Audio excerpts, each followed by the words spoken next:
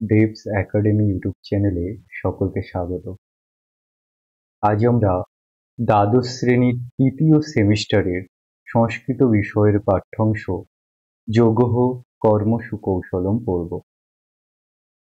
এর আগের ভিডিওতে আমরা যোগঃ কর্মসু কৌশলম পাঠ্যাংশ এবং এই পাঠ্যাংশের উৎস গ্রন্থ শ্রীমদ্ ভগবদ গীতা এবং তারও উৎস গ্রন্থ মহাভারত এবং মহাভারতের রচয়িতা মহর্ষি কৃষ্ণ দ্বৈপায়ন বেদব্যাস এবং কেন এই পাঠ্যাংশের নাম যোগঃ কর্মসু কৌশলম রাখা হয়েছে সে বিষয়ে জেনেছি। এছাড়াও এই যোগঃ কর্মসু কৌশলম পাঠ্যাংশের প্রথম দুটি শ্লোক সম্পর্কে আমরা জেনেছি।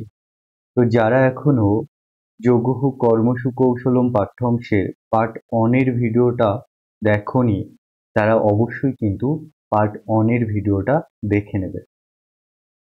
আজ আমরা পাঠ্যাংশের তৃতীয় শ্লোক থেকে পড়ব। ব্রহ্মার্পণং ব্রহ্মহবি ব্রহ্মাগ্নৌ ব্রহ্মণাহুতম ব্রহ্মৈব তেন গন্তব্যং ব্রহ্মকর্ম সমাধিনা। আবারও বলছি, ব্রহ্মার্পণং ব্রহ্মহবি ব্রহ্মাগ্নৌ ব্রহ্মণাহুতম ব্রহ্মৈব তেন গন্তব্যং ব্রহ্মকর্ম সমাধিনা। ব্রহ্ম অর্পণম, সেই অর্পণটা কি?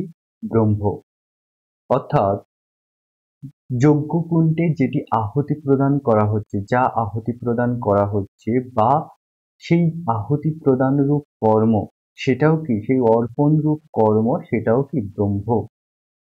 ব্রহ্ম হবি, হবি কথার অর্থ হলো ঘৃত।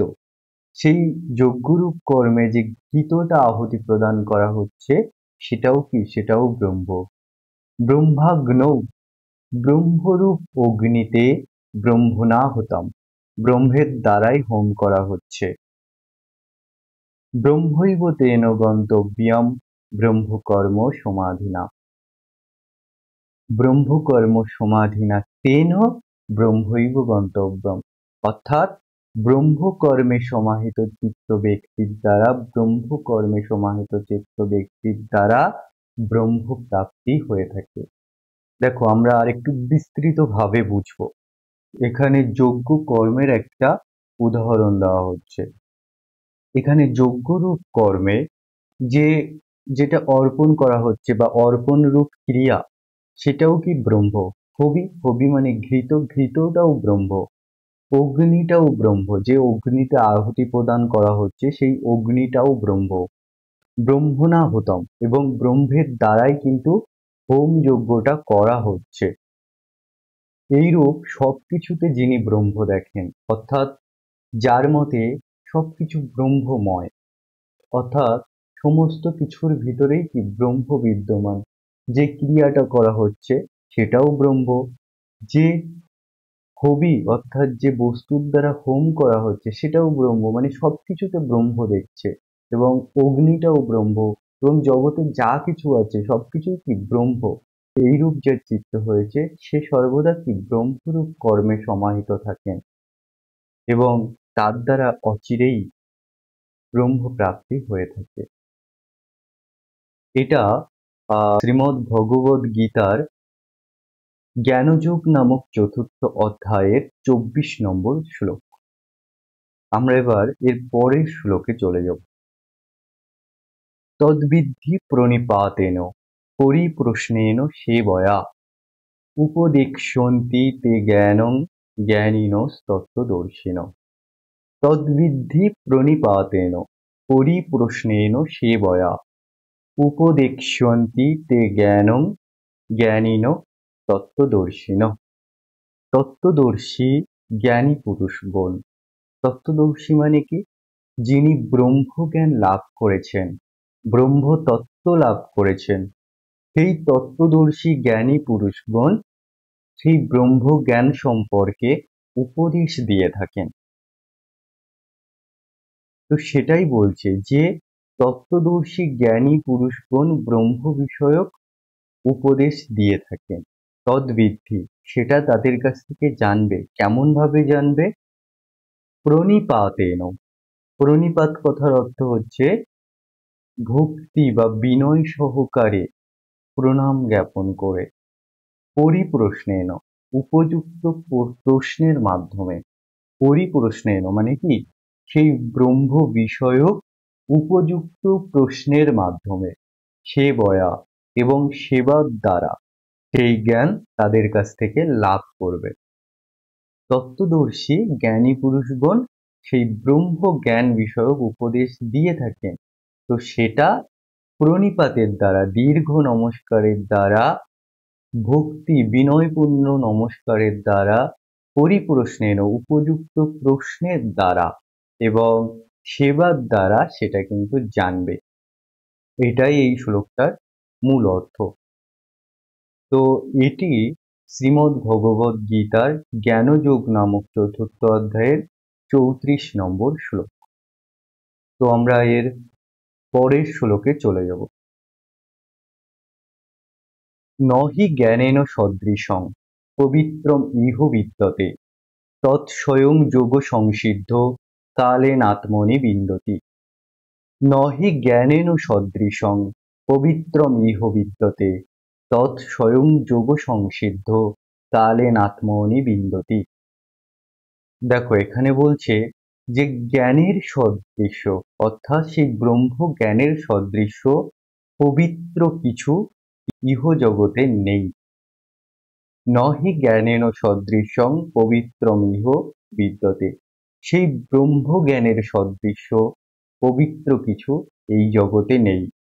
তৎ স্বয়ং যোগ সংসিদ্ধ কালেনাত্মনি বিন্দতি, সেটা যোগ সংসিদ্ধ পুরুষগণ কালেন অর্থাৎ কালক্রমে স্বয়ং নিজে নিজেই লাভ করে।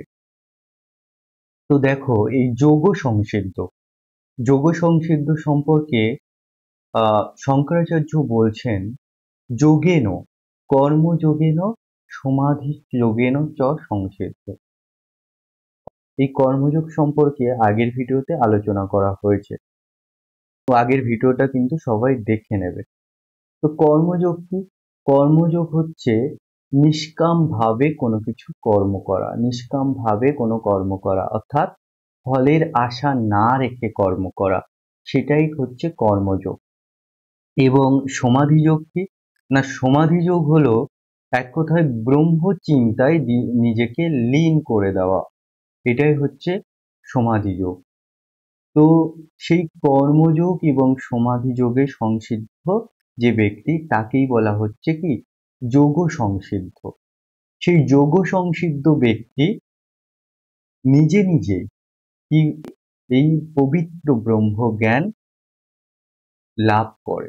সেই যোগ সংসিদ্ধ মুমুক্ষু ব্যক্তি নিজে নিজেই কিন্তু কালক্রমে এই পবিত্র ব্রহ্ম জ্ঞান লাভ করে থাকেন। আমরা পুরো বিষয়টা আরেকবার জেনে নেব। নহি জ্ঞানেন সদৃশং পবিত্রমিহ বিদ্যতে তৎস্বয়ং যোগ সংসিদ্ধ কালেনাত্মনি বিন্দতি। অর্থাৎ সেই ব্রহ্ম জ্ঞানের সদৃশ্য পবিত্র এই জগতে কিছু নেই।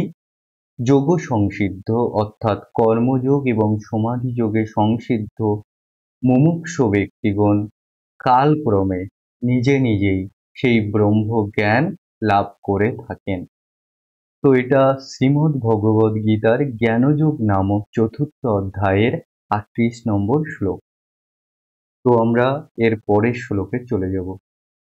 শ্রদ্ধাবান লভতে জ্ঞানং তৎপর সংযতেন্দ্রিয় জ্ঞানং লব্ধ্বা পরাং শান্তিম অচিরেণ অধিগচ্ছতি।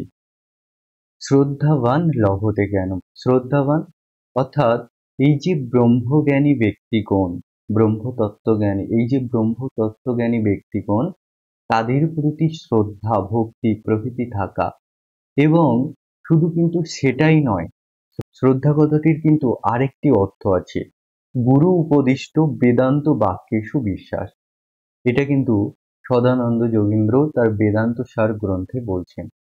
তো শ্রদ্ধাবান মানে তার ভিতরে শ্রদ্ধা ভক্তি থাকবে এবং সেই যোগী পুরুষগণ উপদিষ্ট যে বেদান্ত বাক্য, যে ব্রহ্ম জ্ঞান, সেই ব্রহ্মজ্ঞানের প্রতি বিশ্বাস, সেটাই কি শ্রদ্ধা। তো এইরূপ শ্রদ্ধাবান ব্যক্তি জ্ঞান লাভ করে, সেই ব্রহ্মজ্ঞান লাভ করে। তৎপরও সংযতেন্দ্রিয়, এবং তারপর সংযত ইন্দ্রিয় ব্যক্তিগণ কিন্তু ব্রহ্ম জ্ঞান লাভ করে। অর্থাৎ যারা কাম, ক্রোধ, লোভ, মোহ প্রভৃতি থেকে ইন্দ্রিয়কে সংযত করেছেন, সেই সমস্ত সংযত ইন্দ্রিয় পুরুষগণ কিন্তু এই ব্রহ্মজ্ঞান লাভ করে। জ্ঞানং লব্ধ্বা পরাং শান্তিম অচিরেণ অধিগচ্ছতি। এবং এই ব্রহ্ম জ্ঞান লাভ করে পরাং শান্তি, মানে সেই পরম শান্তি, সেই ব্রহ্মজ্ঞানী পুরুষগণ কিন্তু অচিরেণই লাভ করে। এখানে এই পরাং শান্তি বা পরম শান্তি বলতে কি বোঝানো হচ্ছে না, মোক্ষরূপ শান্তি। শঙ্করাচার্য তার টিকাতে বলছেন পরাং মোক্ষাখ্যাম শান্তি, অর্থাৎ শ্রদ্ধাবান ব্যক্তি এবং সংযতেন্দ্রিয় ব্যক্তি কিন্তু এই ব্রহ্মজ্ঞান লাভ করেন, এবং সেই ব্রহ্মজ্ঞান লাভ করে সেই শ্রদ্ধাবান সংযতেন্দ্রিয় পুরুষগণ অচিরেই কি পরম শান্তি বা মোক্ষ লাভ করেন। তো এই শ্লোকটা শ্রীমদ্ ভগবদ গীতার 4th অধ্যায় জ্ঞানযোগের 39 নম্বর শ্লোক।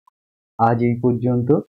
তো যদি ভিডিও ভালো লেগে থাকে এবং ভিডিও থেকে তোমরা যদি উপকৃত হয়ে থাকো, তবে অবশ্যই কিন্তু চ্যানেলটিকে সাবস্ক্রাইব করে নেবে। ধন্যবাদ।